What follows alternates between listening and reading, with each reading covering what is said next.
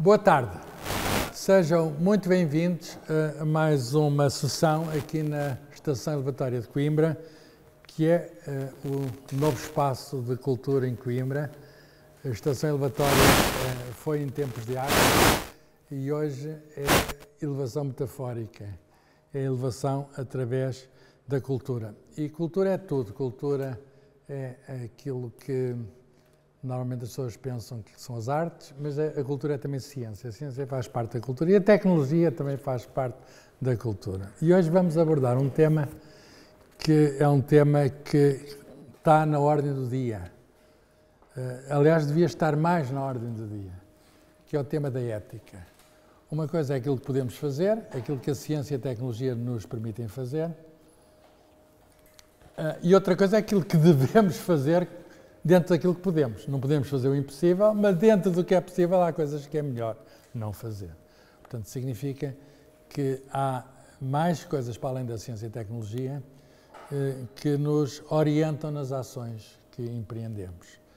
Portanto, os diálogos que vamos hoje fazer, e nós queremos ter mais diálogos sobre este tema da ética, porque é um tema, enfim, que nos convoca permanentemente, mas escolhemos para introduzir o tema o melhor introdutor que podíamos, que é o Sr. Professor Engenheiro Luís Adriano Oliveira, que, enfim, eu vou resumir muito rapidamente. É professor catedrático desde 2000 no Departamento de Engenharia Mecânica da Faculdade de Ciência e Tecnologia da nossa universidade enfim, não vou dizer quando, ele é ainda professor, mas não sei bem o que é que se quer dizer, mas a 0% pro bono. Mas professor uma vez, professor sempre. Ele é professor de Engenharia Mecânica, licenciou-se nesta especialidade de Engenharia Mecânica em 75, vejam lá há quanto tempo não foi, fez o mestrado em 86 e depois andou por Poitiers e depois fez o doutoramento na Universidade de Coimbra, 86, não é o mestrado, o doutoramento é em 1986, certo? Doutoramento em 1986. É autor de numerosas publicações e supervisor de vários trabalhos académicos na área dele, que é mecânica de fluidos, que significa, por exemplo, a água.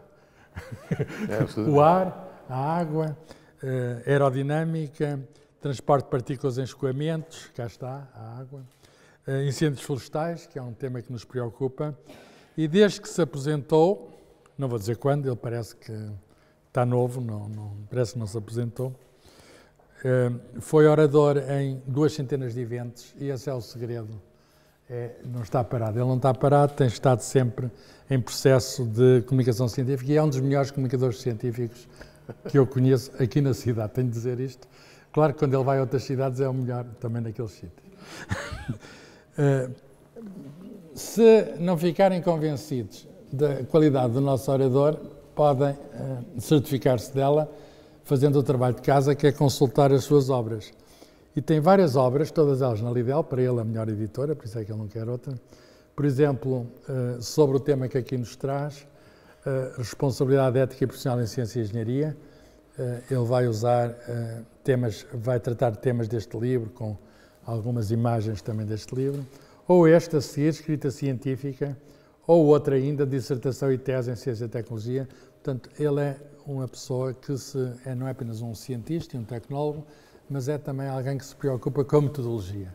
E a metodologia é muito mais do que o saber fazer da ciência e tecnologia. É o dever. O que é que a ética nos diz, o que é que ela nos informa sobre as nossas ações. Claro que a ética é muito ampla, ele vai falar-nos sobre isso. Pode ser aquilo que a sociedade deve fazer com aquilo que a ciência e a tecnologia lhe dá, mas antes disso, os próprios procedimentos dos cientistas e engenheiros, no seu processo, que não podem fazer tudo e de qualquer maneira. A ética está presente nas ciências da saúde, é muito bem conhecido, mas também na engenharia, como ele nos vai explicar. Só acrescentar, antes de lhe dar a palavra, como isto é uma biblioteca, vão estar aqui, daqui por uns meses, muitos livros. A Água de Coimbra ofereceu-nos este projeto de preencher isto com muitos livros, eu prometo encher isto de livros, mas alguns dos livros que hão de vir para aqui não são só os dele, enfim, no fim poderá assinar os vossos livros e a Almedina está lá em cima e vende os livros. Isto vai ser permanente.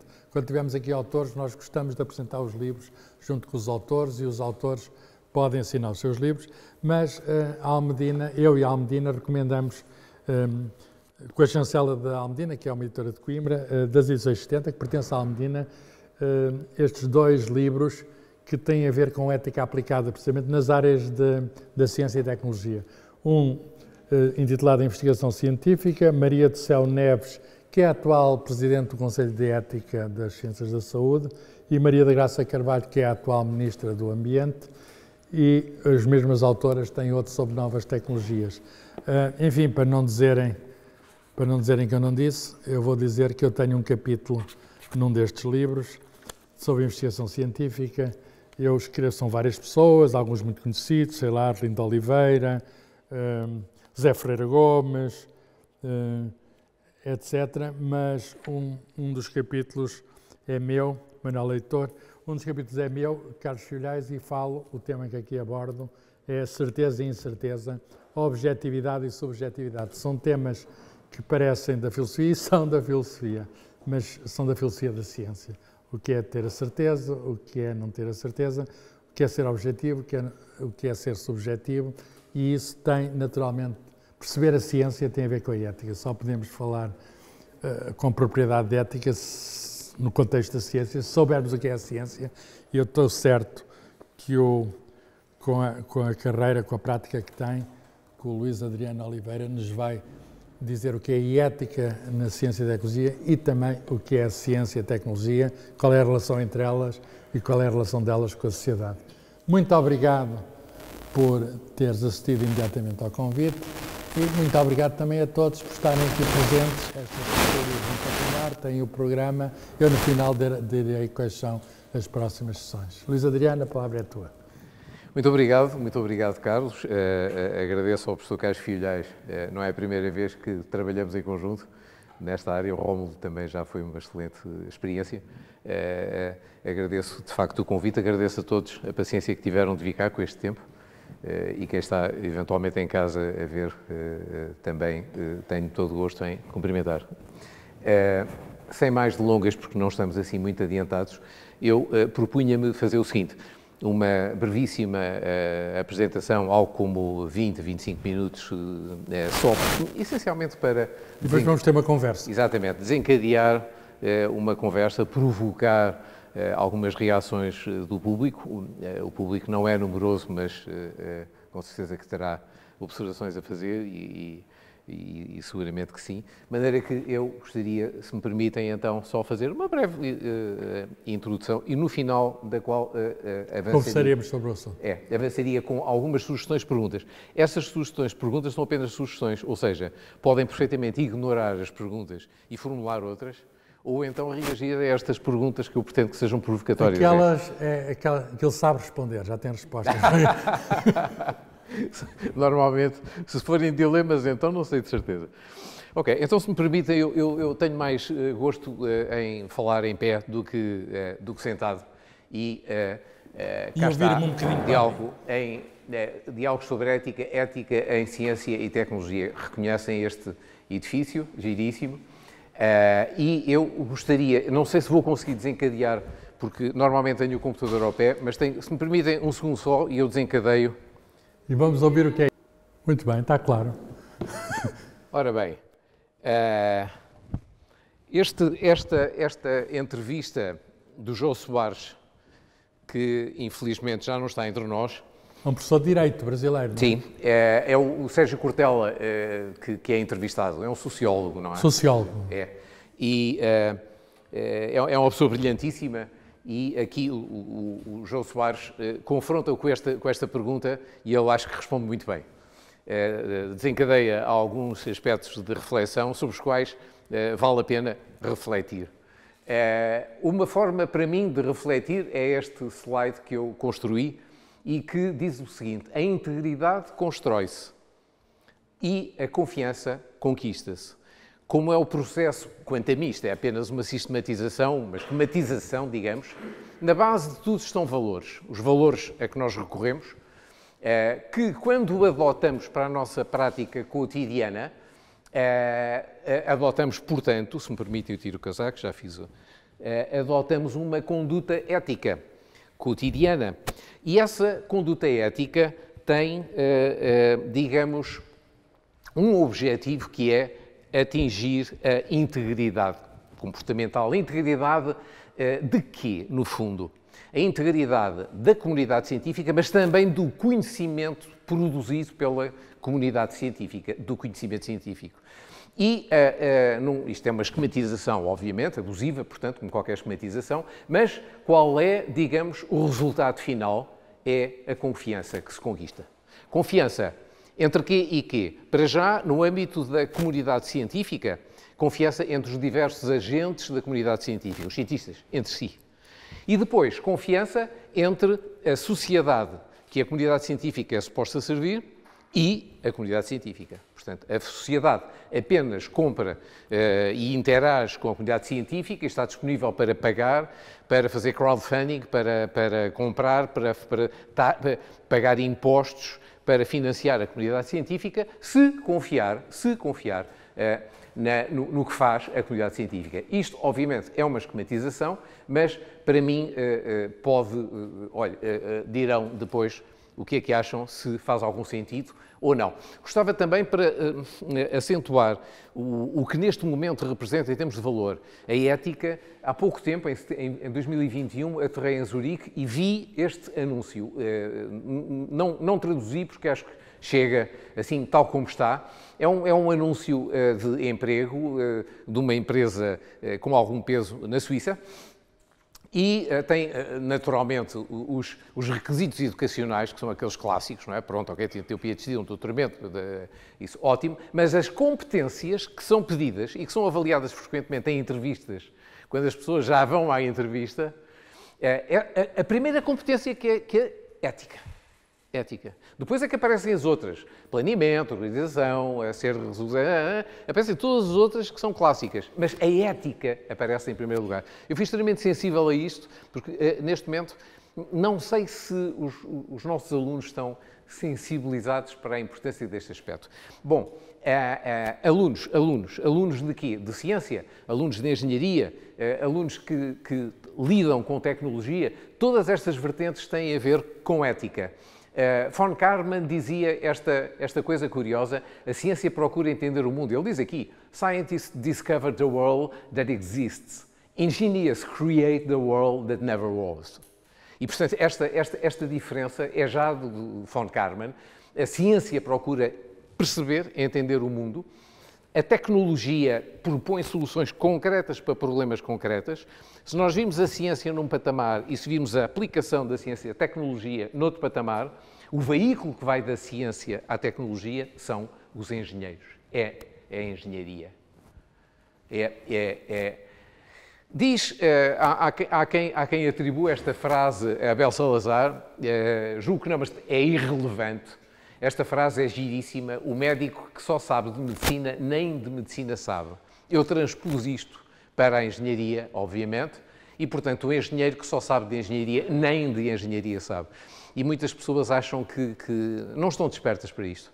E, portanto, eu levanto agora aqui uma questão que é esta. A dinamite é usada na abertura de túneis, na construção de estradas, na demolição controlada de edifícios. Isso é muito bonito, não é?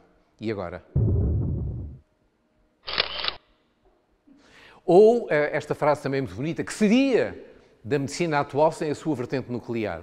É verdade, mas já estão a adivinhar o resto. Portanto, isto levanta uma questão que aparece aqui, que é a responsabilidade social na inovação. E esta responsabilidade social, na minha opinião, não está a ser suficientemente comunicada aos alunos de engenharia neste momento. E em particular em Portugal. Mas não só em Portugal. Mas há muita gente preocupada com isto, é verdade. Comum a todos os cientistas e engenheiros existe inovação, existe tecnologia. Acontece que as tecnologias, sobretudo a implementação das tecnologias, não é neutra. Não é inócua. Tem impacto. Tem impacto para o melhor, é o que se pretende, mas tem impacto também para o pior. E, portanto, a consciência desse impacto é um pouco aquilo que eu gostaria neste momento de chamar a atenção, porque estar a falar muito sobre ética é um pouco teórico agora. É que, sobretudo, na atualidade, há desafios que não existiam de antes. Por exemplo, o conceito de sustentabilidade, eu vou falar nele já a seguir, o conceito de sustentabilidade que se pode colocar a nível ambiental, a nível social, até a nível de governação nas empresas. Mas é um conceito que, desde 2015, com as Nações Unidas, que avançaram com aqueles 17 Objetivos de Desenvolvimento Sustentável, é um novo desafio, é um desafio fundamental. A autonomia dos sistemas técnicos, por exemplo, e a utilização da inteligência artificial, ainda há pouco tempo o António Figueiredo falou na ACM de maneira brilhante sobre a inteligência artificial, ou a utilização do ChatGPT, que para mim é um grande amigo, mas atenção, Perplexity, Copilot, são todos auxiliares baseados na inteligência artificial que podem beneficiar imenso, mas que levantam também questões que são pertinentes. Condução autónoma de veículos gera dilemas éticos, podemos falar sobre isso. Um exemplo de dilema ético curiosíssimo. A verdade é esta.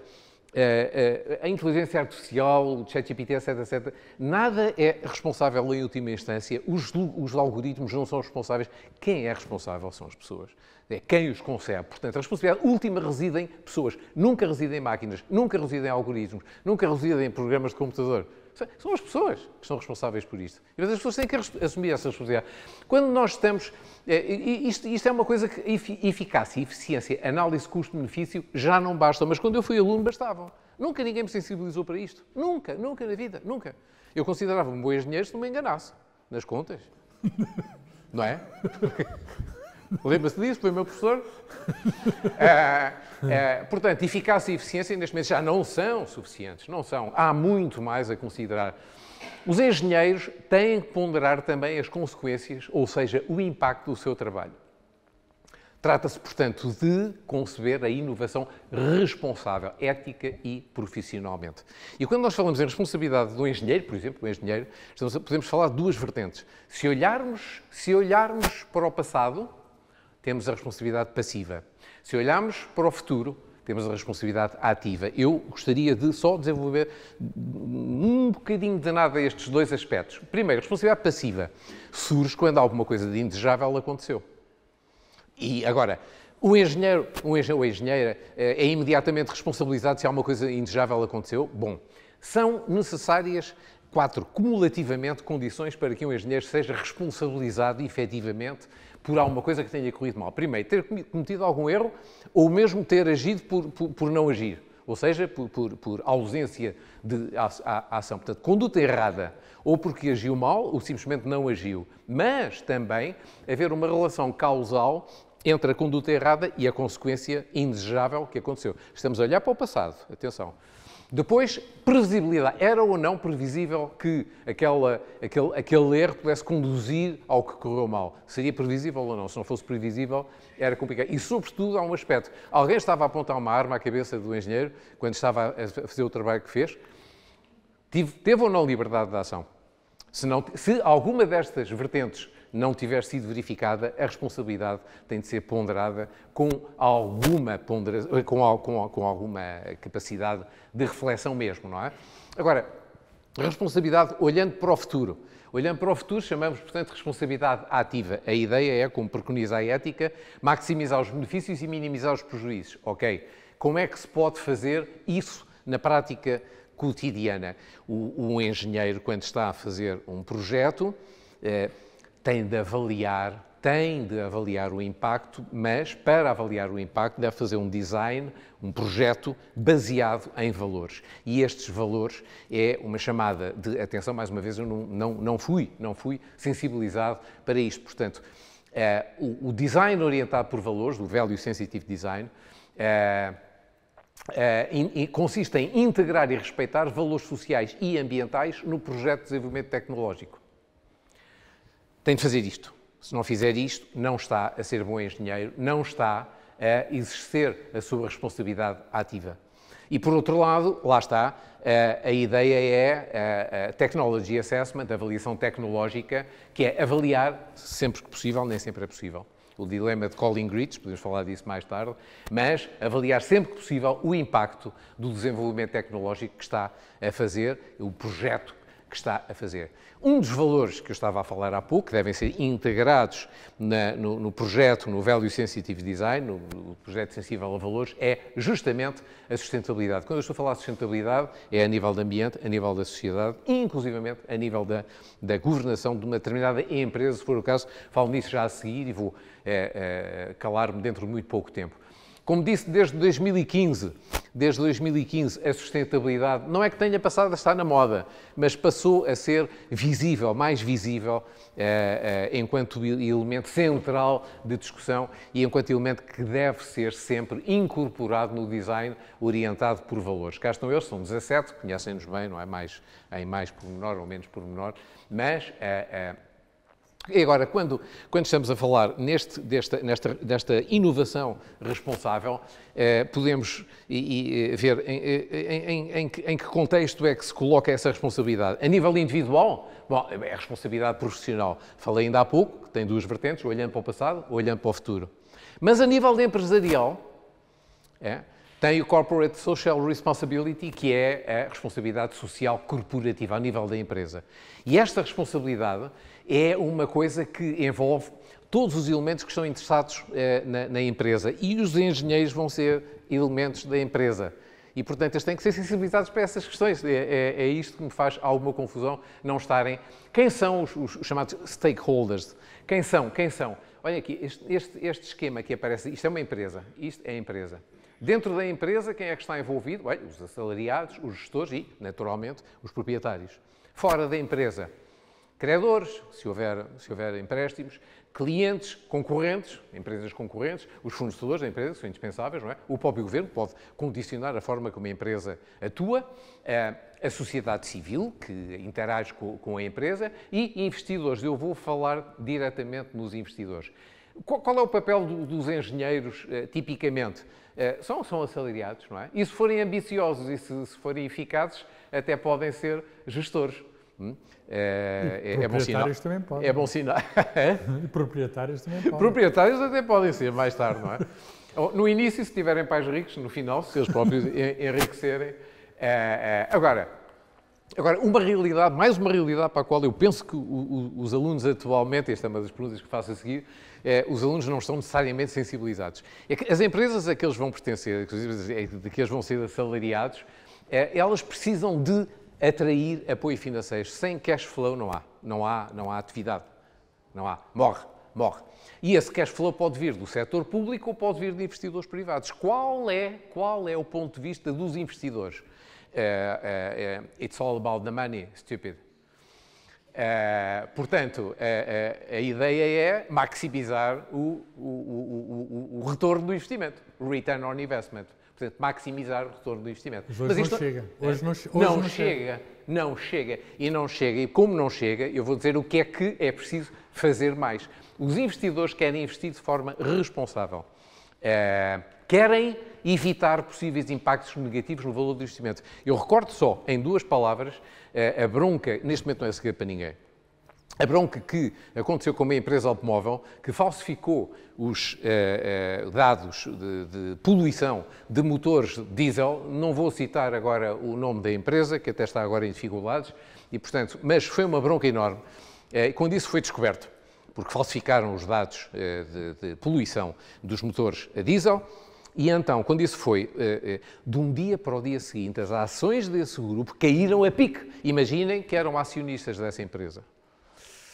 Insónia, pelo menos. De maneira que, para evitar isso, há que ponderar a questão da sustentabilidade. Sustentabilidade a que nível? Ambiental, social e de governação. Qualquer empresa tem influência sobre estas três vertentes. Qualquer empresa tem influência sobre estas três vertentes. E para ponderar isto e para atrair financiamento, então os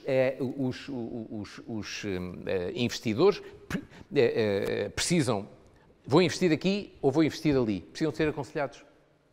E as empresas querem atrair o investimento e, portanto, querem que os investidores sejam canalizados para investir numa determinada... E qual é o mecanismo? O mecanismo é simplesmente este.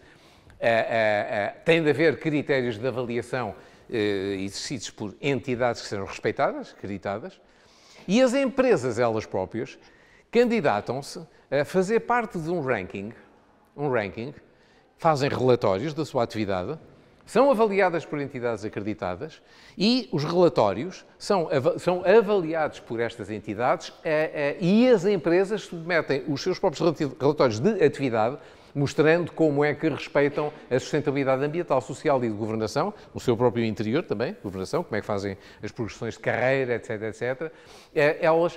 Há um índice de desempenho de sustentabilidade ASG, portanto, ambiental, social e de governação, e há um medidor que são os índices de desempenho.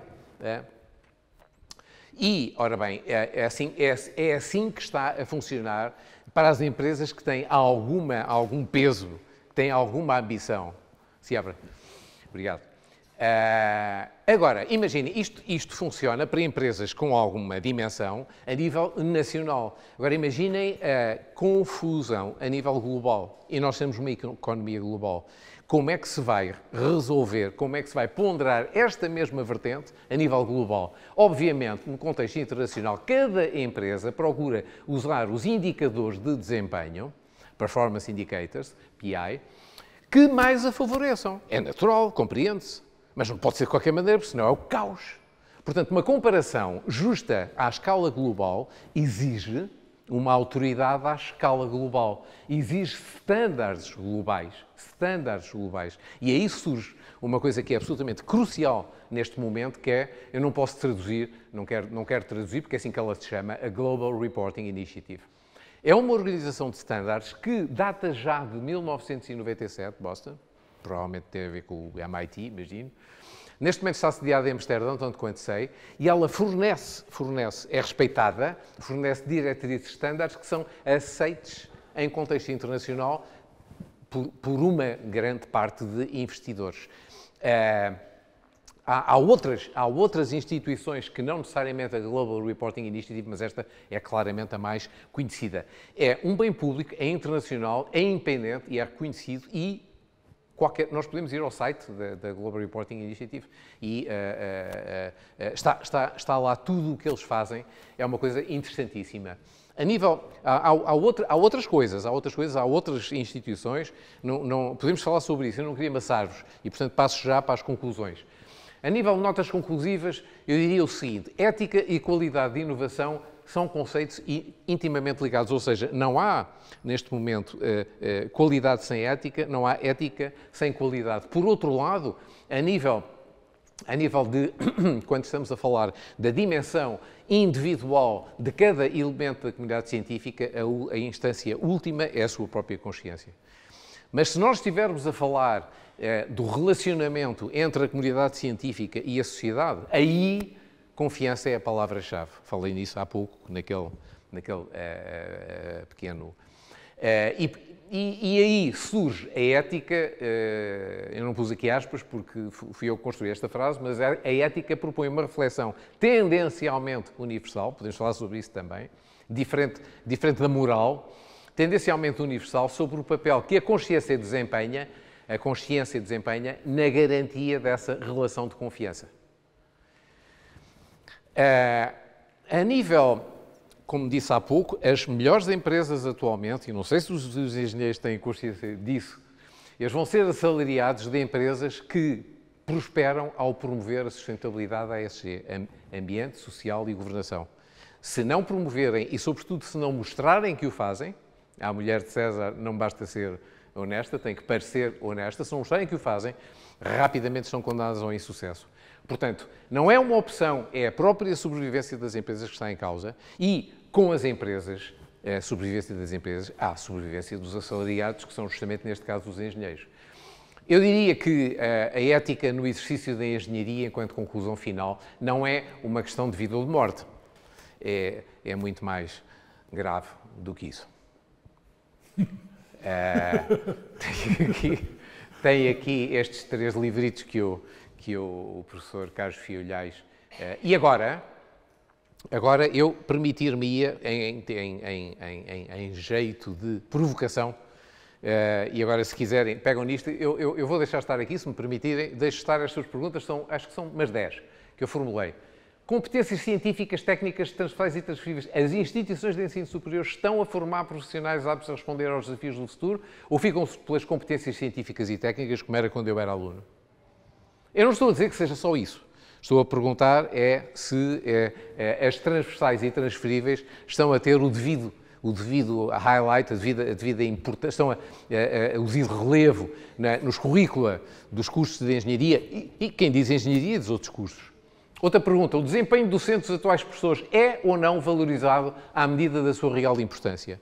É outra questão, mas que mexe muito com estas, porque se os docentes não têm capacidade para comunicar estas questões aos alunos, acabam com certeza por limitá-los às competências científicas e técnicas, que é o que acontece frequentemente.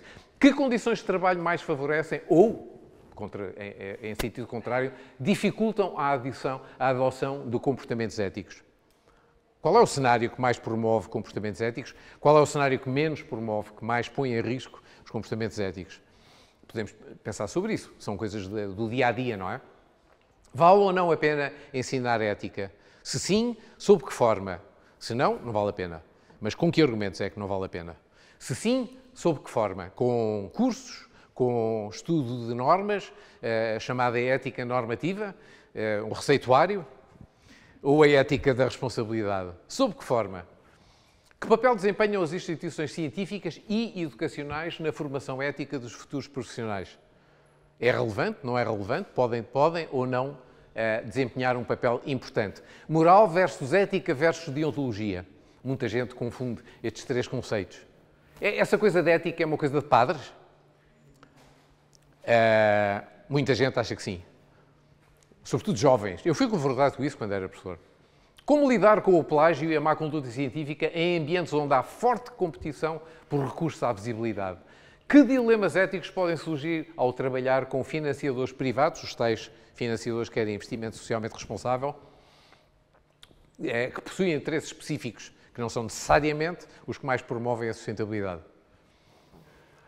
Portanto, o engenheiro pode reagir ou não reagir. Há casos sobre isso. O caso do Vasa é paradigmático. A quem cabe a responsabilidade última de regulamentar e monitorizar a aplicação ética das novas tecnologias? Seria essa uma função exclusiva do governo? E a nível global, aquela coisa internacional? Que critérios deve um cientista, uma cientista, considerar para decidir entre divulgar ou proteger as suas descobertas a fim de prevenir o uso indevido? Nobel, por exemplo. Portanto, este é o meu desafio. Se quiserem, o professor Carlos Fiolhais tem mais bagagem para encarar estas coisas do que eu próprio, mas podemos ajudar os dois para discutir. Se não houver perguntas, estão aqui algumas. Ele estava com receio que não houvesse, mas é capaz de haver. Muito obrigado. Gosto, muito obrigado. Ou pura e simplesmente abstrair destas perguntas e colocar outras perguntas que lhes pareçam mais pertinentes. Vamos então a uma conversa sobre este assunto. Já no século XVII, por acaso era padre também, mas era médico, era várias coisas. O Rabelais dizia que ciência sem consciência é a ruína da alma, que era uma maneira de dizer, sumariar aquilo que nos preocupa hoje, quer dizer, ciência e consciência até rimam, mas às vezes não rimam, quer dizer, às vezes estão desencontradas. E são tudo boas perguntas e pode ser que acrescentem algumas a estas e podemos escolher algumas destas e vamos conversar sobre o assunto, mas eu tenho duas perguntas que me foi suscitado pela apresentação que foi feita e que sumariou muito bem o assunto. A primeira é a sustentabilidade ambiental, económica, social e de governança, de governação. Eu, ambiental, percebo melhor. Por exemplo, na altura das alterações climáticas não podemos emitir desenfreadamente. O que é que se entende por sustentabilidade social e por sustentabilidade de governança? Segunda, depois primeiro esta e depois vou para o par. Está bem? Claro. Ele não quer a artilharia toda, quer assim os tiros um a um. Força, vá, sim. Bom, é uma sugestão. É óbvio a sustentabilidade ambiental. Estraga-se o ambiente ou não se estraga o ambiente, mas estavas a perguntar o que é a sustentabilidade social. Imaginem... E como é que se mede? Medir o dióxido de carbono a mais, eu consigo. Medir, digamos, a sustentabilidade social é mais difícil. Não é? É muito simples. É muito simples. Imaginem uma empresa que trabalha num país, não vou dar exemplos, num país de recursos baixos e que emprega pessoas de recursos baixos. Imaginem um país de África, por exemplo, não queria estar aqui a especificar, pode empregar um certo número de elementos que representam uma mão de obra até provavelmente barata, tiram partido, valorizam, agora têm alguns elementos locais, porque vão trabalhar num determinado país com recursos relativamente baixos, em relação à empresa, aos recursos do país da empresa de origem, que valorização social promove essa empresa dos empregados que tem, dos assalariados que tem? Valoriza-os em termos de conhecimento, faculta-lhes educação para as famílias, para os filhos, trata de promover o bem-estar social dos seus assalariados, não apenas diretamente dos assalariados, mas da descendência, da família, a nível social, a nível de assistência médica, toda uma série de assistência social que uma empresa deve promover para os assalariados que tem. Eu estou a dizer, isto é um caso mais flagrante, não é? Mas quaisquer assalariados devem ser acarinhados socialmente pelas empresas que os empregam. É um pouco a este nível. E as empresas, quando fazem os relatórios para serem situadas nos rankings... Estão questões sobre isso. Obviamente. E de governança. Governança, por exemplo. Como é que se faz a promoção dos elementos dentro da empresa? A pessoa entra na base da carreira e depois como é que é? É com base em cunha, tem havido conflitos, há conflitos que são reportados, as empresas têm muita coisa escrita e quando as entidades estão a avaliar para colocar a empresa numa determinada posição do ranking, vai ver esses relatórios todos. Aquilo não é assim... Sempre queixas de assédio aparecem aí. Por exemplo, exatamente. A chamada promoção horizontal. Promoção horizontal. Pronto, isso é uma coisa que se for detectada, a empresa está logo queimada. Portanto, o investimento socialmente responsável pondera estes elementos todos e pondera a ideia de investir em empresas que garantam menor risco de sustentabilidade nestas três vertentes. Não sei se fui claro. Sim, mas eu percebo que há standards e que, portanto, que se pode quantificar. Eu vejo grande dificuldade em quantificar certas coisas. Não? Consegue-se? Fala ao engenheiro. Carlos, não, claro. Tu também não consegues... Olha, por exemplo, a bibliometria, em termos de mérito científico, tu se quiseres quantificar, podes ter uma primeira indicação, mas a última indicação é o que é que um determinado elemento fez para fazer progredir o conhecimento científico na sua área. Sabes isso melhor que eu. E, portanto, digamos, e nem por isso se vai dizer, olha... Portanto, a ética é quantificável? Não, de forma nenhuma. A ética última é qualificável, penso. Mas estes são índices que podem ajudar... Assim como... Olha, alguma vez deitaste fora a bibliometria quando estavas júri Estavas e estás? Não, nunca júri num concurso? Nunca deitei. Eu não deito coisas fora dessa. Não deitas fora. não deitas fora. Agora, tens uma perspectiva crítica em relação a essa bibliometria. E aqui é a mesma coisa. Por exemplo, este ranking... não sei, eu nunca participei num ranking, confesso, mas imagino que não é esta empresa vale 3,5 pontos e a outra empresa vale 3,29, não é assim? Não é tão renhido como o Harris quanto ao Trump. Eu estava a pensar nisso.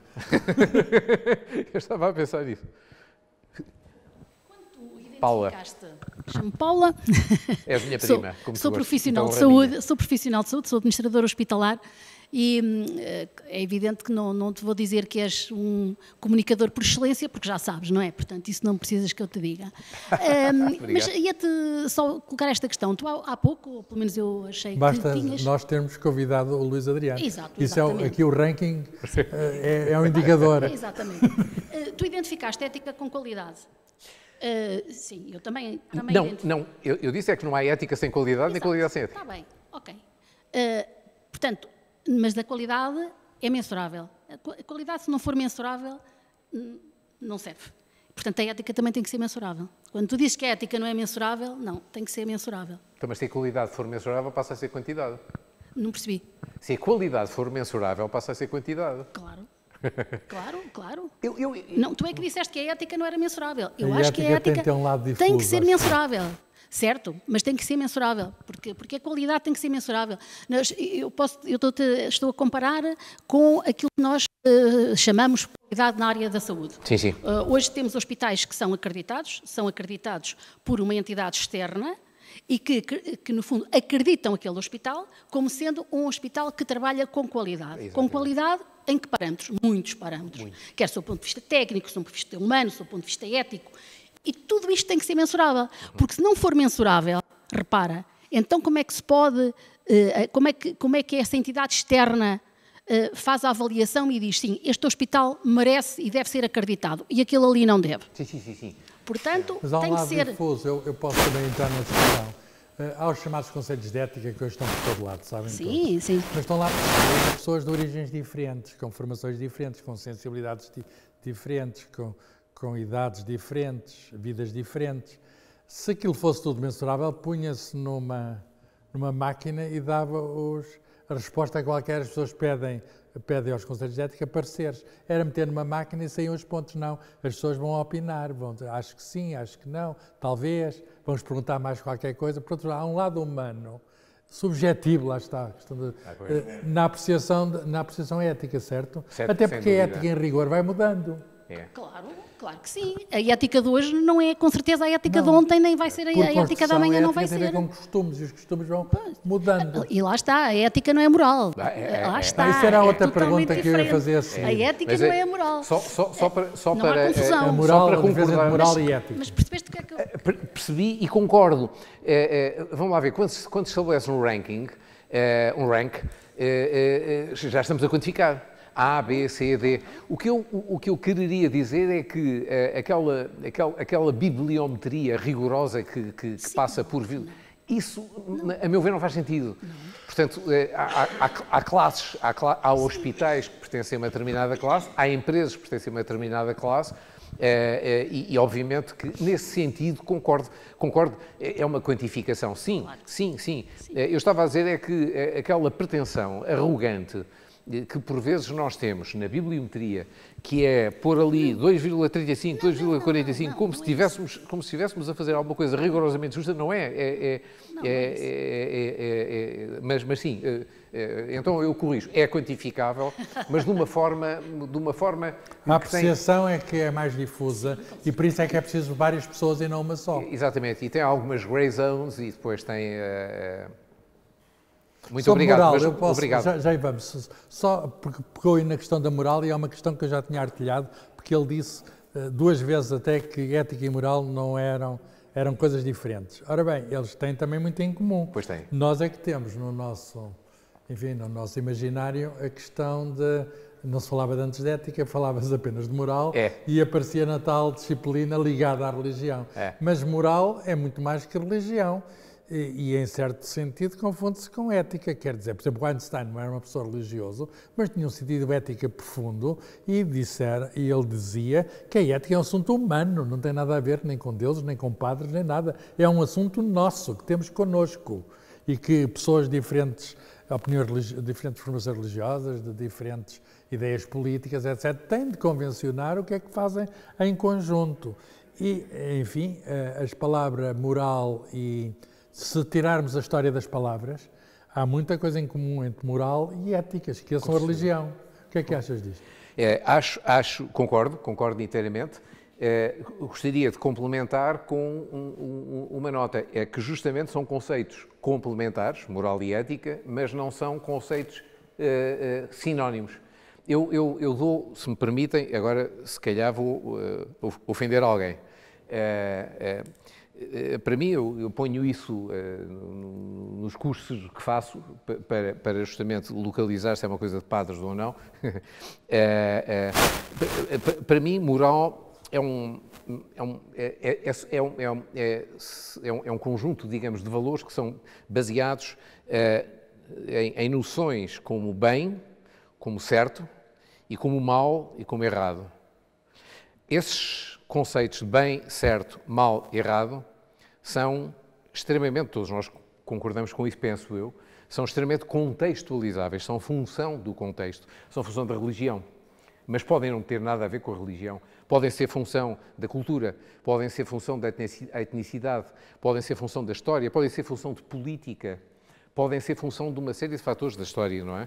E eu costumo dar este exemplo, penso que, para mim, faz algum sentido. Imaginem, aqui na Praça da República, há uma jovem que está a passear e que está a passear vestida com uma saia curta, ótimo, cabelo solto. No Irão era mais perigoso. No Irão é mais perigoso. Aqui não tem problema, está certo, não há problema nenhum. É bem, está certo, coitadinha, está ótimo, a alegria de viver. Mas lá não é ético. Espetacular. Mas se for ao Irão ou se for ao Afeganistão, pior ainda há 2 dias vimos isso no Irão, em Teherão, houve uma rapariga que se vestiu... Foi agora, hoje, ontem. Foi ontem. E, coitada, não gostava de estar na pele dela. Ela não fez, não ofendeu, quer dizer, bom, talvez tenha ofendido locais, mas estão a ver, ora bem, a ética em contraposição a isto, obviamente que é contextualizável também, não pode, mas pretende ser baseada na razão, pretende ser uma reflexão crítica sobre valores morais, mas é uma reflexão crítica, dentro do possível baseada na razão, e por isso procura maximizar vantagens e minimizar inconvenientes. É difícil estarmos contra isto. É uma moral mais racional, é isso? Mais racional e por isso mesmo tem a pretensão, nem sempre consegue, de ser mais abrangente. Não ser tão preconceituosa que muitas vezes é a moral. Exatamente, mas é contextualizável a mesma. Alfeu. Há pouco dizias que dos conceitos que, para classificar o social, o primeiro que aparece é ambiental. E essa era fácil, dizias tu. Sim. Eu estou baralhado, porque eu não sei o que é o ambiente. Acho que temos aqui um bom ambiente. Agora, o que é o ambiente? Onde a palavra está nas bocas do mundo, pronto, mas tem tudo vários... é bom ambiente. Bom, não é bom okay. ambiente. Enfim, é o problema de... Pergunta. O que é o ambiente? Onde é que acaba o ambiente? Eu, neste caso, estou-me a referir a uma atmosfera respirável. Poluição é a esse nível. Porque um bom ambiente, nós estamos aqui num bom ambiente humano... É dos fluidos compressíveis. Agora, se for dos incompressíveis, é a hidráulica. E, portanto, já não é bem esse não, mesmo. Quando me refiro a ambiente... está à nossa volta, não é? Sim. É nesse sentido. É respeitar a natureza, respeitar, não poluir, ou poluir o menos possível. É nesse sentido.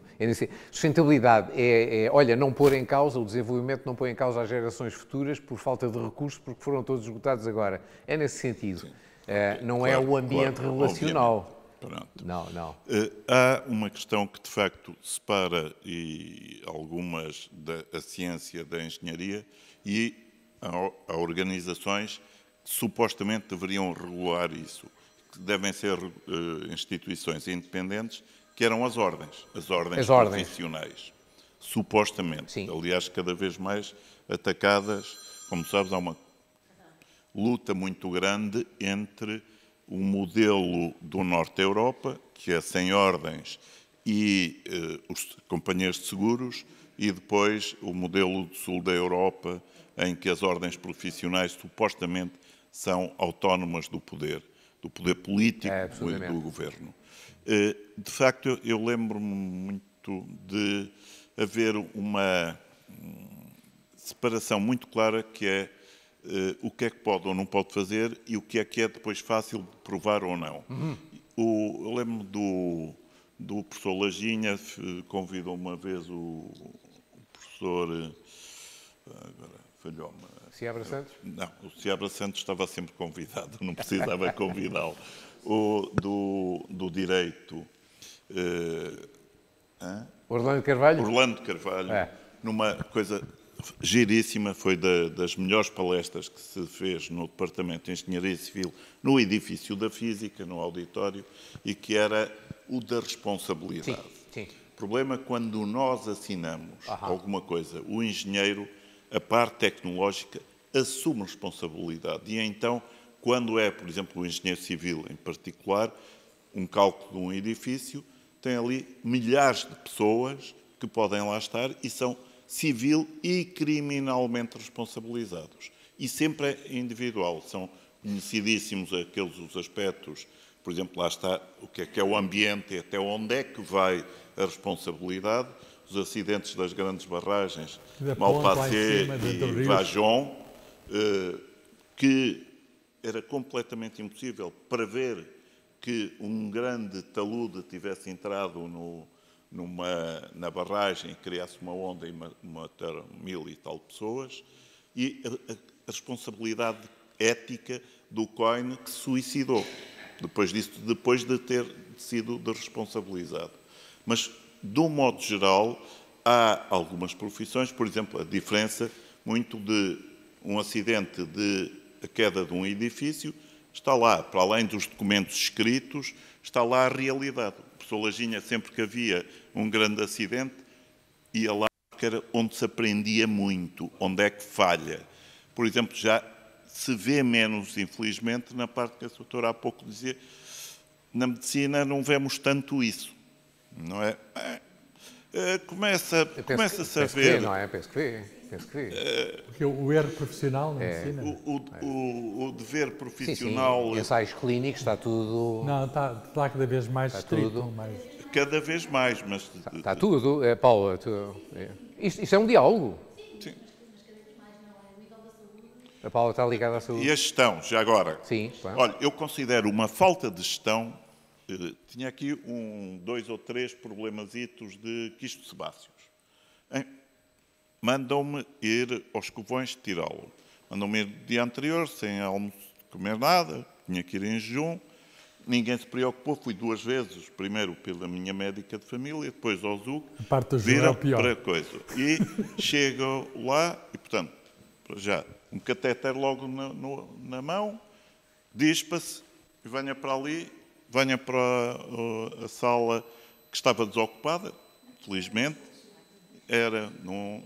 E o que é engraçadíssimo é que depois, quer dizer, é uma anestesia local, posso dizer uma barbaridade clínica, estão um quistozinho de sebáceo, um termocautério desinfeta a anestesia local. O que é que correu mal? Tira, e o que é que eu quero chegar? É a responsabilidade da gestão. Como estava vago, havia mesas vagas no bloco, fui para o bloco. E a seguir fui para o recobro. E a seguir dizem-me assim, bem, eu recobro de quê? Não tive anestesia nenhuma, a não ser uma picadinha local, que podia ter sido gestão, feito. É má gestão, e a má gestão dos espaços. E reclamei por isso. Diz, ainda está a reclamar. E não podia sair do hospital sem ter alguém que me acompanhasse. Eu disse, tenho o chofer lá fora, não quero que o chofer venha aqui a saber o que é que eu tenho que fazer. E pelo sim, pelo não, leva aí 30 comprimidos de Benuron. Se pode ter dores. Pronto.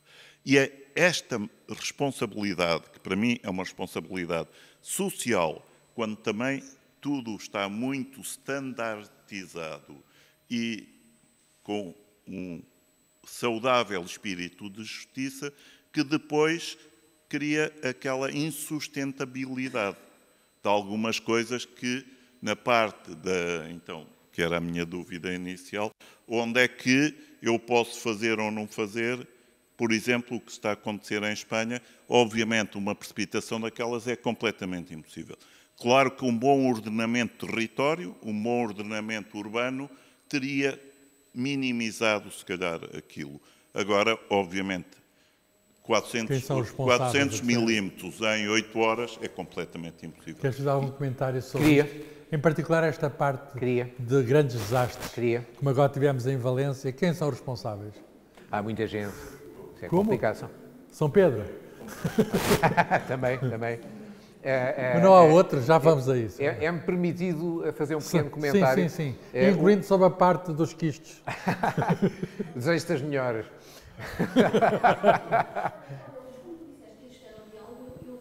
Claro. Seguramente que o senhor fez essa intervenção em cirurgia ambulatória. Na cirurgia ambulatória. Então, a cirurgia ambulatória tem protocolos apertados que têm que ser respeitados para se garantir a tal qualidade. Portanto, independentemente de ser uma intervenção que até levou uma sedação, no seu caso não levou, porque foi apenas uma anestesia meramente local, independentemente disso, o protocolo é seguido. É seguido para termos a garantia da qualidade. Portanto, eu acho que o senhor foi muito bem atendido, foi muito bem seguido, foi um ótimo ato de gestão e há aí uma garantia clara da qualidade. Uma das questões que disse que a pessoa tinha que ser acompanhada, sim, é uma obrigação, é uma regra do doente que é intervencionado em cirurgia ambulatória, ele depois ser acompanhado por alguém. Eu acho que o melhor é passarmos à engenharia. Não, mas agradeço, porque eu concordo inteiramente com o que está a doutora Paula a dizer, porque no fundo nós queixamos muito, mas é um aspecto que não tem nada a ver agora com o Estado. Queixamos muito do Serviço Nacional de Saúde e às vezes até somos um bocadinho injustos, mas é outro aspecto. Permite-me que volte à tua questão, porque tu levantaste um aspecto para o qual eu, quando era aluno, também não fui sensibilizado, que é o seguinte. Referi há pouco a responsabilidade passiva. A responsabilidade passiva há 4 fatores que acumulados para ser responsável. Definem a responsabilidade de um engenheiro de uma determinada obra em que tenha intervindo. Ora bem, há um documento que para cuja existência eu fui sensibilizado há relativamente pouco tempo, quando comecei a fazer cursos de ética e de ontologia profissional para a Ordem dos Engenheiros. Contactei com o engenheiro Maia, da Ordem dos Engenheiros, e ele chamou a atenção para um documento que eu confesso que até bastante tarde, cuja existência desconhecia, que é a Memória Descritiva e Justificativa.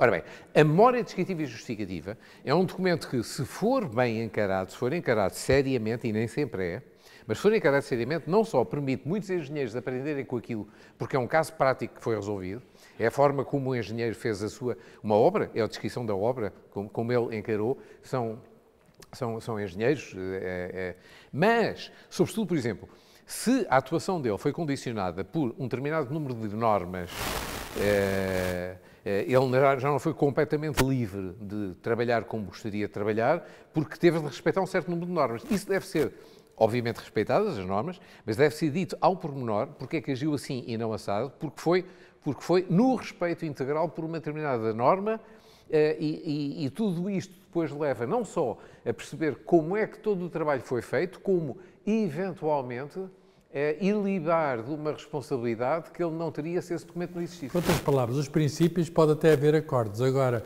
nos pormenores está o diabo. Pois. E cada caso pode ser muito complicado. Concordam? Sabem, se calhar, melhor do que eu, a importância dessa memória descritiva e justificativa. Descritiva o que é que fiz, justificativa porque é que fiz assim e não fiz assado. E isso é muito interessante. Dr. Urbano, quero comentar. Eu gostava de fazer a ligação entre 3 coisas. Uma é entre o desenvolvimento sustentável, outra, uma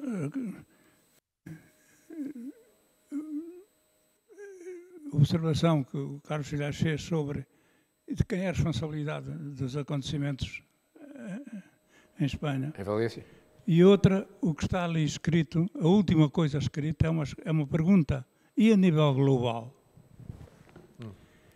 Eu tenho a impressão que nós estamos hoje a viver num tempo que é totalmente diferente o impacto da ciência e da tecnologia na vida humana criou transformações tais, nós temos que ajustar os nossos estilos de vida a esse impacto. Enquanto não fizermos isso, vamos ser vítimas. Porque não são só as novas tecnologias.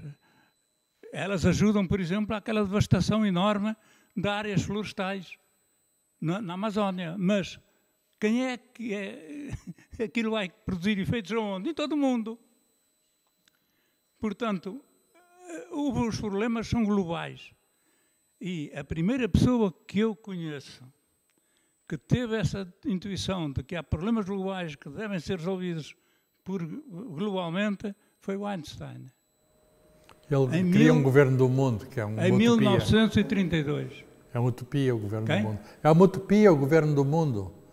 Não foi o governo do mundo, era como é que se há de libertar a humanidade do risco da guerra. Era isto que eu pus. Sim, mas era a questão da Sociedade das Nações. E para isso é que, de facto, vamos lá ver, nós não podemos ser assim tão... não é uma utopia aquilo que devemos fazer. Porque o Luís falou ali na Agenda 2030 para o desenvolvimento sustentável. Estavam ali os 17 objetivos. Não é? Essa agenda é uma coisa muito bem fundamentada e é baseada num conceito de desenvolvimento sustentável que foi definido pela Comissão Brundtland em 1987. Desenvolvimento sustentável é aquele que permite, que garante que as gerações presentes satisfaçam as suas necessidades sem pôr em causa a capacidade das gerações futuras satisfazerem as suas. Portanto, este é o desenvolvimento. E o que nós estamos a fazer é, não estamos ali, vivemos tão obcecados pelas tecnologias, não é só novas, tradicionais. As novas aplicadas às tradicionais de queima de florestas, aquilo é um caso sério, mas são novas aplicadas ali. Luís Adriano, queres comentar a questão do global? Quer dizer, nós temos confrontados com estes problemas. Só há problemas, os problemas globais não podem ser resolvidos a nível local. Mas as Nações Unidas são impotentes ou não são impotentes? As Nações Unidas são impotentes. As Nações Unidas, eu não diria que são impotentes na medida em que promovem o diálogo. Mesmo nos conflitos agora, em que parece que António Guterres não consegue fazer nada, as pessoas ainda assim é o único local onde pessoas com pontos de vista opostos, se não inimigos, se sentam a uma mesa comum. É o único fórum onde existe capacidade de discutir. Mas depois com o diálogo... Mas, passagem à prática... havia os capacetes azuis. As Nações Unidas não têm poder. Não, pois não. Para obrigar os Estados que assinaram aquela Agenda 2030, assinaram todos. Não têm poder para os obrigar a... Doutor Urbano, concorda que os princípios, aquilo é tudo muito bonito, mas depois os Estados são muito desiguais e os Estados pobres querem, com certeza... enfim, continuar a prejudicar o ambiente, porque foi a maneira que os outros fizeram para se desenvolver. E se calhar, moralmente, vou usar a palavra moral em vez de ética, se calhar, eles moralmente estão certos, então os outros estragaram tudo e agora nós... Não é? O que é que... Há questões dramáticas. Eu, ali há pouco, referi a perspectiva global, foi numa ótica um pouco complementar, que foi o Global Reporting Initiative. E há inúmeras instituições que procuram ponderar as questões... É das Nações Unidas, essa organização? Tem apoio. Há também Principles for Responsible Investment, que é um clube de elite, que em 2021 são proprietários de empresas que estão reunidos e que esses são claramente apadrinhados pelas Nações Unidas e que signatários, não é fácil ser membro desse clube, mas os signatários comprometem-se a respeitar os chamados 6 princípios. São princípios de atuação e princípios de investimento, critério de investimento, a forma como investem e a forma como as suas empresas atuam, no respeito pelos estándares globais. Só para dizer que esse PRI, os Principles for Responsible Investment, que é um clube, embora se chame princípios, os ativos de toda a gente que está envolvido, em 2021 foram calculados em 121 trilhões. Pois. Trilhões de dólares. Mas o dinheiro manda muito, não é? O dinheiro manda muito. E essa é também a grande questão. Nós podemos daqui conversar a ética do capitalismo é sempre bom. Diga. É sempre bom que conversemos. Ou a falta de ética do capitalismo. É sempre alguma outra questão, Fernando?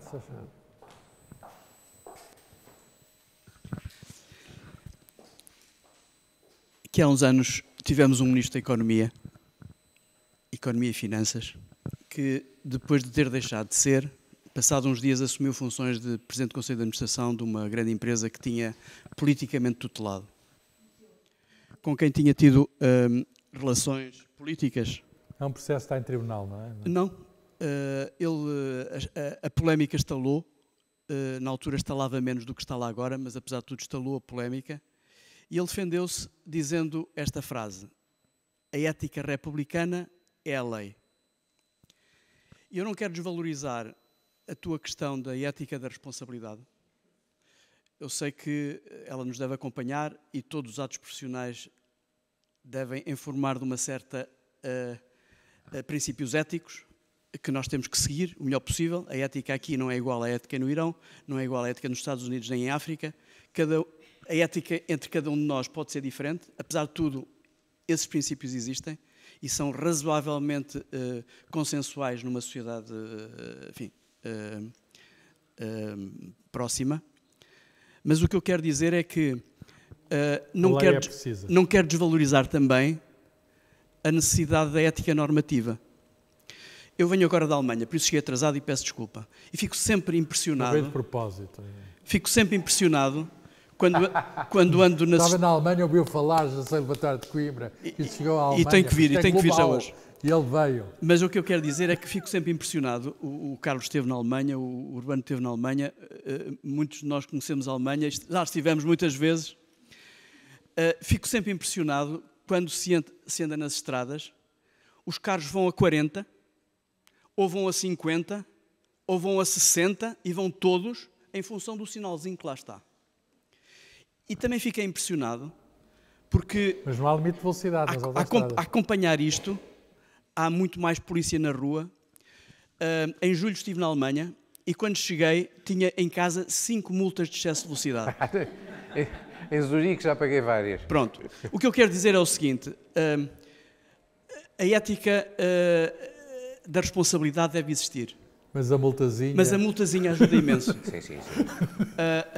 Aquilo que está escrito na lei ajuda imenso a uniformizar princípios e obrigar-nos, pelo menos, a ser eticamente responsáveis até um certo nível. Relação com a lei e também é o problema da globalização, mas a lei também não é universal, a lei é local. Eu estava há pouco tempo, concordando inteiramente contigo, estava há pouco tempo a perguntar, será que as pessoas na Suíça são mais civilizadas do que nós? A Sandra... Eu pergunto então. As pessoas na Suíça são mais civilizadas do que nós? O comentário que eu recebi foi o seguinte, não, o problema é que as autoridades da Suíça atacam a carteira das pessoas. Tão simples quanto isso. E de forma... É um fator de civilização. Uma zona de 30 é uma zona de 30, não é 35. E depois pagas ao quilómetro que cedes. Não, mas, Seabra, deixa-me então, posso fazer um comentário? Sim, com certeza. Se não é tarde para as pessoas, se calhar é. Mais um bocadinho, mas temos mais 10 minutos. Ok. Quando eu falei há pouco na ética da responsabilidade, sem pôr minimamente em causa o teu ponto de vista, por vezes nós, quando estamos a conversar, vale a pena desenvolver um pouco, só para explicar a ideia de base. Eu estava a falar em vale ou não a pena ensinar ética. E quando os alunos, por exemplo, de um curso de engenharia, se tiverem um ensino de ética, por exemplo, uma cadeira que se dedica à ética, em que estão a analisar norma sobre norma, sobre norma, sobre norma, encaram as normas como um receituário, quase como se estivessem a fixar essas normas, e depois ficam muito baralhados quando são confrontados com um dilema ético ou com um caso concreto que não se enquadra exatamente naquela norma. E ficam, então, mas isto não está aqui escrito, não está aqui dito. Era nesse sentido que, sem ignorar a existência das normas, bem pelo contrário, que são fundamentais, mas encarar o estudo até das normas numa perspectiva de crítica, numa perspectiva de exercício de responsabilidade crítico, não propriamente no sentido de respeitar as normas como receituários, mas como fatores de reflexão, serem confrontados com situações novas e dizer, olha, à luz desta norma, como é que você resolveria este dilema ético? Mas ponha ponha-se no lugar desta norma, não é? Mas se a norma não contempla o exemplo que eu lhe estou a dar, você não pode ficar de pernas atadas. Tem de ter um espírito crítico a dizer, olha, a norma foi concebida para este caso concreto, mas pode ser transposta, extrapolada para outro caso, através daquilo que eu estava a designar por ensino de ética da responsabilidade. Mas a ética não se pode ensinar mais, talvez, em vez de ser uma disciplina, pelo exemplo, pela prática, ver como é que os mestres, como é que os profissionais atuam. E o modo como atuam é a melhor maneira de transmitir valores. Sem dúvida, sem dúvida. Mas isso pode ser implícito e pode ser explícito. Por vezes pode-se tirar... Pode-se explicitar. O professor... Exatamente, pode-se tirar partido explícito de comportamentos que são implícitos, implicitamente éticos, mas depois pode-se ir aos comportamentos e dizer, olha, explicitamente, olha, repare como esta pessoa atuou eticamente. Poderia ter feito isto, não fez aquilo. Refletir sobre isso. E os nossos professores não fazem isso? Fazem com certeza, muitos, outros não. Dão Eu percebo ali logo de início uma crítica ao sistema de ensino, em particular ao ensino superior, que não atende suficientemente às questões de ética. Transversais e transferíveis. Mas não é só isso. E, portanto, o que significa que isso é uma questão que está atribuída aos indivíduos, se eles quiserem dão exemplo, se eles quiserem falam disso, mas se não quiserem está tudo bem. Por outras palavras, o que é que falta na universidade, em particular, para a ética estar mais presente? Os conceitos científicos poderiam reunir conceitos pedagógicos e procurar que cada professor, na sua área específica de ensino, introduzisse um hint, uma pedrinha de ética aqui e ali e acolá na sua área específica. Porque estar a fazer aulas de ética pode representar, à luz dos alunos, do ponto de vista dos alunos, pode representar quase uma perda de tempo, que é, mas eu não sei muito bem o que é bem e o que é mau. Está-me aqui a dar regras, eu quero, mas é prática. Ao passo que, se cada professor se comprometer num currículo, cada professor diz, olha, eu vou dar o meu... Haver recomendações para os professores referirem estes assuntos.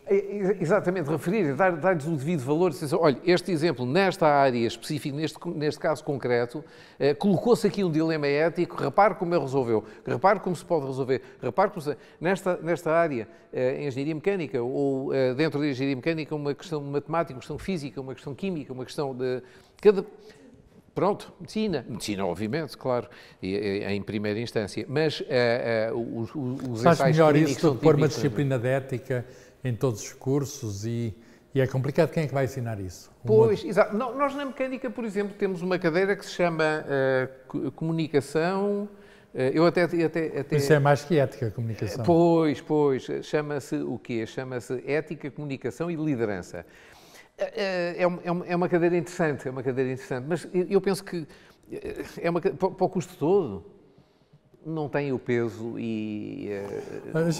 Sim, diz. Uma pergunta de Pedro. Nós, de facto... É melhor porque está a ser gravado. Peço desculpa. Nós, por exemplo, não penalizamos os alunos por não responderem diretamente às perguntas e tentarem driblar e disparates. Há uns anos houve uma aluna que queria ver os exames e lembro-me de ir ao gabinete do seu professor Dias Urbano e nas físicas novas e o chão estava todo para que chegarmos lá, mas deixava-nos ver, o que era uma novidade, deixava o aluno ver o exame. E isso era, por exemplo, incentivador. O aluno deve ir ver o que é que fez mal.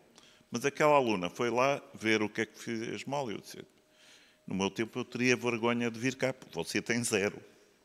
Mas tem tudo mal. E, mas eu escrevi umas coisas. Eu disse, está bem, escreveu as neiras e, portanto, devia ser penalizada. Não, sabe que eu nunca me calo. Eu digo sempre alguma coisa. Eu disse, olha, na engenharia civil em particular, que é aquela que eu conheço talvez melhor, assim, isso é extremamente perigoso, porque você é sempre civil e criminalmente responsável pelas coisas que fizer. E, portanto, eu até vou sugerir ao bastonário da ordem que nunca a deixe entrar, porque você responde um não porte quá. É o que lhe veio à cabeça. Foi o que ela me respondeu. Foi-se queixar a um colega teu, que na altura era e meu amigo e teu amigo, que... Rogério Leal. Era o provedor o provedor do estudante. Que ficou incomodado, vai saber como é que havia de falar comigo, porque não queria pôr isso. Porque eu estava a ameaçá-la de nunca poder exercer engenharia. E, de facto, aí está aquilo que vi de um ex-aluno meu de doutoramento brasileiro que diz assim: eles, se não têm exame em condições de passar, não entregam. Os nossos alunos atiram o barro à parede e aliás, vê-se por uma coisa que nós admitimos, que é o número de tentativas. Como é que alguém hoje reprova com 0 e passado 3 ou 4 dias pode ir a outro exame, porque é outra chamada. Aliás, como sabemos, é uma das grandes lutas, conquistas dos estudantes, é terem mais chamadas de exame. Pois, há a questão da ética dos estudantes, e a gente sabe que há muitos atropelos, mas há também a ética dos professores. Claro. E o que se passa, e dos investigadores já agora. E o que se passa é um fenómeno mundial, mas em Portugal também existe. É que cada vez há mais pessoas, não é? Também acontece que há uma massificação na ciência, na tecnologia, e acontece que o número de casos que se conhece de falta de ética profissional na docência e na investigação é cada vez maior. Eu lembro o caso do reitor de Salamanca, que acaba de ser afastado há poucos dias por um escândalo, porque ele tinha uma carreira científica que era quase fictícia, porque arranjava citações falsas de coisas... No fundo, citava-se a si próprio, alavancava as citações e, a certa altura, repetia os artigos. Ninguém lia os artigos, mas os artigos, a certa altura, não faziam sentido, eram absurdos. É muito fácil colecionar artigos se uma pessoa põe uma máquina a colar lá coisas, figuras e tudo. Paper mills. E, ora bem, a Universidade de Salamanca não é uma universidade qualquer, é das mais antigas, aliás, como Coimbra, é mais antiga que Coimbra, e é uma universidade... Portanto, já é possível ser reitor, pelo menos em Espanha, e ser trapaceiro. A questão é, e já chegou a este ponto, como é que podemos impedir que isto aconteça? Porque o que fizeram é demiti-lo depois. Quando há algum tempo, um ministro alemão se verificou que tinha plagiado a sua tese, imediatamente foi para a rua, foi despedido no mesmo dia. Sim, as medidas depois quando se detectam... se detectam. Bom, mas Carlos, enquanto não se detecta, é uma maçada, mas isso nós sabemos que é assim, não é? As pessoas quando estão... Mas a questão é esta. Aquele efeito de alastramento existe. A questão é esta. Este caso e muitos outros na ciência e na engenharia, causam a desconfiança que tu falaste no início. Seguramente. E isso é fatal para todos. Claro. As pessoas ainda têm confiança na ciência e na tecnologia, mas têm cada vez menos.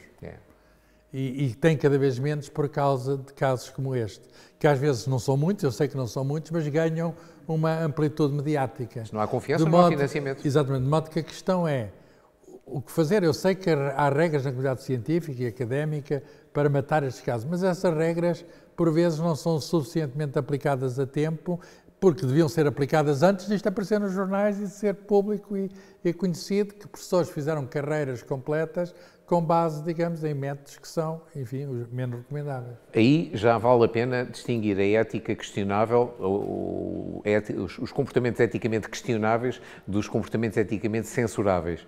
Eu diria que os questionáveis podem surgir involuntariamente, por descuido, por subestimar a importância da lei de Murphy. Mas por descuido, uma pessoa faz um plágio... Não. Isso é ética censurável, porque a ética censurável é deliberada e essa sim coloca em risco o prestígio da comunidade científica e do conhecimento. Eu tive uma aluna que chegou, de contar um caso anedótico, mas que é real. Uma aluna chegou ao quarto ou quinto ano, era o último ano para a professora de Físico-Químicas e dei-lhe um trabalho para fazer, monografia, uma pequena monografia. E o trabalho era de um assunto que eu tinha trabalhado, que era a visita de Einstein a Portugal. Ele veio em 1925 a Portugal e eu tinha trabalhado o assunto, tinha pesquisado e tinha escrito sobre isso. E ela ia investigar também, ver o que é que podia dizer sobre isso. E o que acontece é que apresenta-me um trabalho e eu começo a ler e está bem escrito. Depois fui ver, era o meu artigo. Era o teu artigo. O meu artigo completo, exceto o meu nome, todo, do início até ao fim. E foi-se metendo na boca do lobo. Exceto o meu nome. Eu fiquei a olhar para ela e perguntei, onde é que viu isto? Isto vi na internet. Vi na internet. Mas, desculpe, isto não estava assinado? Eu pesquisei. investigação, pesquisa, significa pôr no Google. Até aí não, eu fiz a minha investigação e este era o melhor dos que eu vi outros. E eu disse à senhora, a senhora sabe que está-me a roubar, está-me a assaltar aqui. É um plágio. Um plágio é um roubo. Claro. Não é material, mas é um roubo intelectual. A senhora não percebeu que me estava a roubar. Ela não percebeu. Eu tive de pedir a um colega, desculpa, isto é um assalto, eu fui assaltado, faz aqui de polícia que eu não consigo. Estava no último ano do curso, ia dar aulas e não tinha percebido o que era um plágio. Isso já não pode acontecer agora, porque justamente os alunos são muito sensibilizados para a questão do plágio, não é? Agora começam a estar. Não há possibilidade... E com o ChatGPT, para acabar? O ChatGPT é exatamente a mesma coisa. O ChatGPT tu não podes impedir os alunos de utilizarem, porque é livre. Também acho que não... Agora, podes aconselhar a ver o ChatGPT como... Eu estou a falar com o Alfeu e pergunto a opinião ao Alfeu. Alfeu, qual é a tua opinião sobre este assunto? Sim, senhor. Ok. E no dia seguinte, dás-me uma opinião, eu gostei da opinião, e no dia seguinte vou dizer, a minha opinião é esta, que era a que tu me tinhas passado. Esta é uma forma errada de utilizar o ChatGPT. E pode passar justamente por plágio. Mas muita gente está a fazer isso. Não digo menos disso, mas não é essa a forma, até porque o ChatGPT pode alucinar, pode dar respostas completamente erradas. Portanto, primeiro, haver uma perspectiva crítica em relação ao ChatGPT, por outro lado, fazer-lhe as perguntas corretas, que é o prompt engineering, não é? Fazer-lhes perguntas de forma correta. Se vai mudar os métodos de avaliação, não tem que mudar os métodos. Com certeza, completamente. Olha, eu já mudei tudo. Na cadeira de qual sou responsável. Ainda avalias? É? Claro, ainda avalias. Então, eu tenho uma cadeira, meu caro. Então, pronto. Com o Eugénio. Vamos perguntar se há alguma avaliação final que queiram fazer sobre esta primeira tertúlia aqui como convidado. Devemos ter mais. Querem alegações finais? Alguém quer colocar a última? Vai ser mesmo a última questão? Pôr-nos na rua. Sim, Di. Última questão aqui para a Marta. Ética, não é preciso. É preciso estar sem ética, medicina, quando a medicina é toda muito ligada à indústria farmacêutica, onde não há ética, muitas vezes. Muito obrigado pela pergunta. Em qualquer âmbito pode haver ética, pode não haver. É evidente que, no caso concreto da medicina, os valores são digamos, a implementação dos valores é tão sensível que provavelmente isso é mais notório.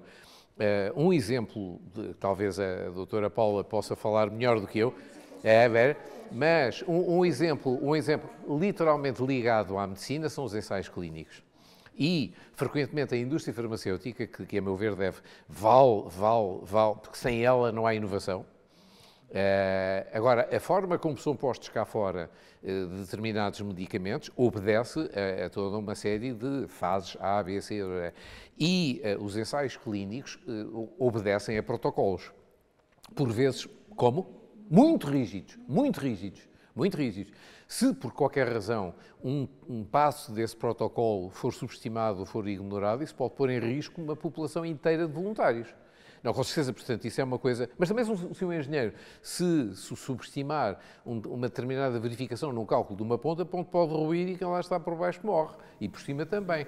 Quer dizer, a farmácia e a medicina não são casos, com certeza, mas há, digamos...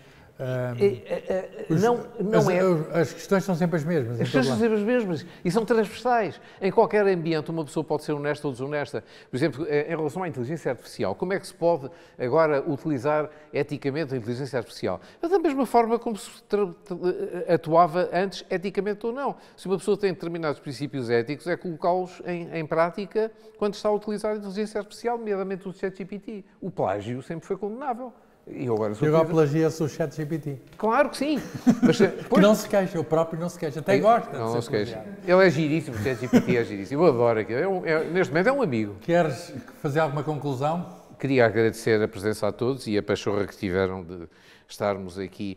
É evidente, há uma conclusão que eu posso... Sim. É que, por mais que falemos, não dizemos 1/100 do que é importante dizer sobre estas Mas vamos questões. continuar a falar sobre estas coisas. Isto foi só um início de conversa. Isto é um aperitivo. Devo apenas alertar não só para a presença dos livros, entre particular os do Luís Adriano, há aqui um que eu não tenho, que lhe vou pedir para assinar e vou levar, que é este da escrita. Os livros estão lá em cima, e dizer que isto vai ser uma casa onde vamos, ora bem, onde vamos estar juntos, onde vamos falar do que nos apetecer, falar do que quiserem, em diálogo livre, como aconteceu aqui hoje. Enfim, muito bem animado pelo Luís Adriano. Muito obrigado. Obrigado.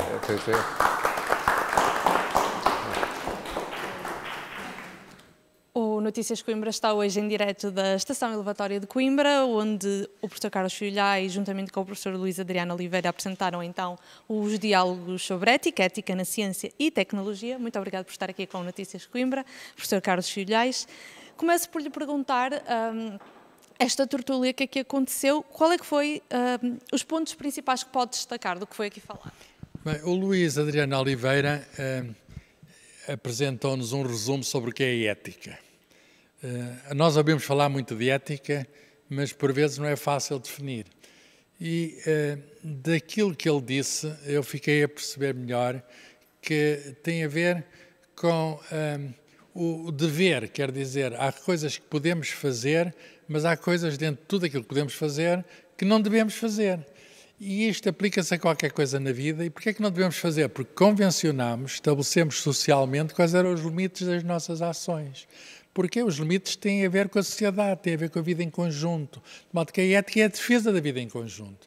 E hoje, em conjunto, falamos aqui nesta tertúlia deste problema. O que é a ética? E depois, na sua relação com a ciência, quais são os limites?